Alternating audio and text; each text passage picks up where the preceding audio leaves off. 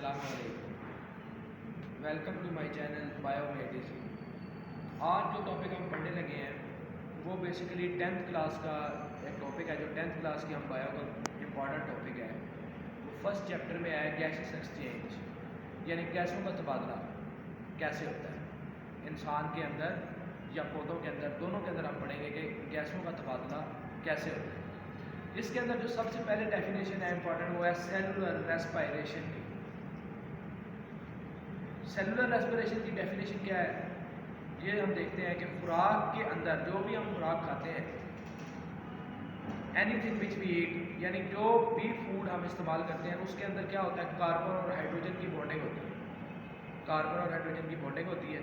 ये कार्बन और हाइड्रोजन का बॉन्ड जो है वो ऑक्सीडेशन रिडक्शन रिएक्शन से तोड़ा जाता है। ऑक्सीडेशन और रिडक्शन रिएक्शन के जरिए खुराक में मौजूद कार्बन और हाइड्रोजन का बॉन्ड तोड़ा जाता है, जिसके नतीजे में एनर्जी पैदा होती है। इस एनर्जी से फिर एटीपी बना लिया जाता है। ये एटीपी एडिनोसिन ट्राइफॉस्फेट ये एनर्जी के पैकेट्स होते हैं। इस पूरे प्रोसेस को हम सेलुलर रेस्पिरेशन का नाम देते हैं, यानी break down of carbon and hydrogen bonds in the food by oxidation reduction reaction to form ATP. This process is called cellular respiration. इसके बाद हम अगली चीज़ जो पढ़ते हैं वो है गैसों के तबादले की तारीफ, गैसेस एक्सचेंज की डेफिनेशन। वो क्या है कि माहौल से ऑक्सीजन हासिल करना, माहौल से ऑक्सीजन गैस को हासिल करना और फिर अपने जिस्म से कार्बन डाइऑक्साइड को बाहर निकाल देना। इस प्रोसेस को क्या कहते हैं, गैसों का तबादला कहते हैं। इसे हम कहते हैं गैसेस एक्सचेंज। इनहेल करनी है कौन सी गैस, ऑक्सीजन गैस, जैसे कि आपको पता है कि हम इनहेल करते हैं ऑक्सीजन गैस, और एक्सहेल कौन सी गैस करनी है, कार्बन डाइऑक्साइड गैस। इस प्रोसेस को हमने गैसेस एक्सचेंज का नाम दिया।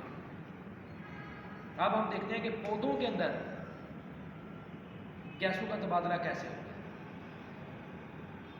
पौधों के अंदर गैसों का तबादला जो है वो मुख्तलिफ तरीक़ों से होता है, मुख्तलिफ पार्ट्स में। मसलन पत्ते के ऊपर और निचली दोनों सतहों पर स्टोमेटा मौजूद होते हैं, तो ये गैसों का तबादला जो है वो स्टोमेटा के जरिए होता है। पत्तों में गैसों का तबादला स्टोमेटा के जरिए होता है। फिर पत्ते की जो बाहरी एपिडर्मिस है, किनारे हैं, उन पर क्यूटिकल की लेयर मौजूद होती है, उधर से भी कुछ गैसों का तबादला होता है। उसके बाद जो तन्ने होते हैं, पत्ते का एक जो पौधे का जो एक पार्ट है तन्ना, स्टेम जिसे कहते हैं, उसके ऊपर लेंटी सेल्स मौजूद होते हैं, छोटे छोटे सुराख मौजूद होते हैं जिन्हें कहते हैं लेंटी सेल्स, उधर से भी गैसों का तबादला होता है।